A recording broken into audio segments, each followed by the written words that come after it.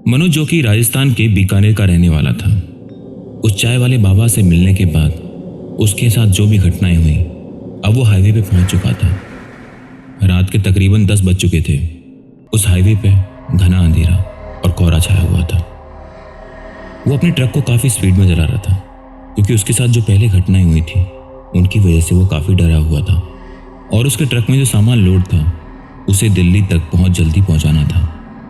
लेकिन जैसे जैसे वो आगे बढ़ रहा था, रास्ता और ज़्यादा सुनसान और डरावना होता जा रहा था। चारों तरफ पेड़ों की सिर्फ सरसराहट सुनाई दे रही थी। लेकिन अजीब बात यह थी कि ट्रक का रेडियो अपने आप से चालू हो गया और उसमें से एक धीमी और डरावनी आवाज़ आने लगी। मनोज, तुम यहाँ पे क्यों आए हो? वापस लौट जाओ। मनोज ने झट से रेडियो को बंद कर दिया और सोचा कि शायद ये मेरा भ्रम होगा। लेकिन जैसे ही उसने अपना रेडियो बंद किया, अचानक से उसके ट्रक की हेडलाइट्स अपने आप ही बुझने और जलने लगी। कुछ देर हेडलाइट्स के बुझने और जलने के बाद अचानक से हेडलाइट बंद हो गई। अब ट्रक पूरी तरीके से अंधेरे में डूब चुका था। चारों तरफ अंधेरा और सुनसान था। मनोज ने डरते डरते ट्रक से नीचे उतरा और हेडलाइट चेक करने लगा। तभी उसे अचानक से उसके पीछे किसी के चलने की आवाज़ सुनाई देती है। मनोज ने पीछे मुड़ के देखा तो वहां कोई न था। कौन है वहां? मनोज ने डरते डरते पूछा, लेकिन अंधेरे में से कोई जवाब नहीं आया। मनोज ने जल्दी से ट्रक का दरवाज़ा खोला और वापस बैठ गया। उसने जल्दी से अपना ट्रक स्टार्ट किया और तेज़ी से आगे बढ़ने लगा। लेकिन अब उसे वो रास्ता कुछ अजीब सा लगने लगा था। कुछ किलोमीटर चलने के बाद मनोज को सड़क के किनारे एक औरत खड़ी नजर आई। वो औरत सफ़ेद साड़ी पहने खड़ी हुई थी और सड़क के किनारे अपना सिर झुकाए खड़ी थी। मनोज ने अपना ट्रक रोक दिया और खिड़की से झांक कर पूछा, आपको कोई मदद चाहिए क्या? उस औरत ने धीरे से सर उठाया। उसकी आंखें पूरी तरीके से सफ़ेद थीं और उसके चेहरे पे एक डरावनी मुस्कान थी। वो मनोज की ओर इशारा करके बोली, तुमने गलत रास्ता चुना है और अब लौटने का वक्त ख़त्म हो चुका है। अब मनोज का दिल तेज़ी से धड़कने लगा। मनोज ने अपना ट्रक तेज़ी से आगे बढ़ाया, लेकिन वो औरत अब ट्रक के साथ साथ दौड़ने लगी। तुम बच नहीं सकते, तुम बच नहीं सकते। उस औरत की आवाज़ मनोज के कानों में गूंज रही थी। अब मनोज ने अपने ट्रक को पूरी स्पीड में भगाना स्टार्ट कर दिया, लेकिन वो औरत अचानक से अब गायब हो गई थी। थोड़ी देर के बाद मनोज ने राहत की सांस ली और सोचा कि शायद ये उसका भ्रम था। लेकिन जैसे उसने आगे देखा, वो सड़क अब 2 हिस्सों में बढ़ चुकी थी। एक रास्ता बाईं ओर घने जंगलों की तरफ जाता था और दूसरा रास्ता दाईं ओर वीराने की तरफ।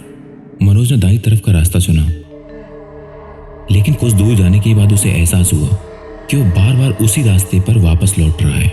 वो आगे ही नहीं बढ़ पा रहा। ये कैसे हो सकता है? मैं तो आगे बढ़ रहा हूँ, लेकिन वापस वहीं आ जाता हूँ। तभी उसकी खिड़की पर किसी ने जोर से दस्तक दी। वो चौंक कर देखने लगा, लेकिन वहां कोई नहीं था। फिर उसे किसी के खिड़की के बाहर हंसने की आवाज़ सुनाई दी। मनोज ने घबराकर अपने ट्रक का दरवाज़ा लॉक कर लिया। अब उसका ट्रक धीरे धीरे खुद ब खुद रुकने लगा। ट्रक के अंदर की लाइटें भी खुद ब खुद जलने और बुझने लगी। तभी अचानक से उसे किसी के पीछे वाली सीट पर किसी के बैठने की आहट सुनाई देती है। मनोज ने पीछे मुड़कर देखा तो वहां वही औरत बैठी हुई थी जो उसे वहां सड़क पे खड़ी हुई मिली थी। वो मुस्कुराते हुए बोली, तुम अब यहाँ से बच नहीं सकते। ये रास्ता तुम्हारी मौत का रास्ता है। मनोज का दिमाग अब पूरी तरीके से काम करना बंद कर चुका था।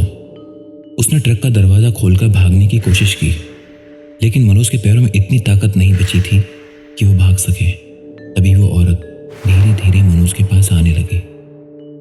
ये रास्ता सिर्फ उन लोगों के लिए खुलता है जो लालच में शॉर्टकट चुनते हैं। अब तुम भी मेरे जैसे हो जाओगे। मनोज ने डरते डरते पूछा कि तुम कौन हो?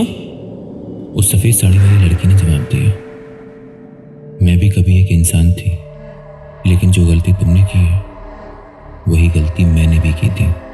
इस रास्ते ने मुझे मार डाला और अब मैं इस रास्ते की रखवाली करती हूँ। मनोज को अब समझ आ चुका था कि वह फंस चुका है। उसने हिम्मत करके कहा, प्लीज़ मुझे मुझे छोड़ दो, मुझसे गलती हो गई है। लेकिन उस औरत ने जोर से चिल्लाकर कहा, अब बहुत देर हो चुकी है। अब मनोज की चीखें धीरे धीरे अंधेरे में गूंजने लगी और मनोज चिल्ला रहा था, पर उस रात मनोज को बचाने वाला कोई न था।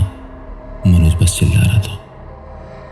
अगली सुबह जब पुलिस उस इलाके में गश्त कर रही थी तो उन्हें एक ट्रक सुनसान रास्ते पे खड़ा मिला, लेकिन मनोज का कहीं भी कोई अता पता नहीं मिला। लोगों का कहना है कि जो भी वो शॉर्टकट रास्ते पे जाता है वो कभी वापस नहीं आता। दोस्तों, अगर आपको आज की कहानी अच्छी लगी है तो वीडियो को लाइक करिए और चैनल पर पहली बार आए हैं तो चैनल को सब्सक्राइब जरूर करिएगा। धन्यवाद।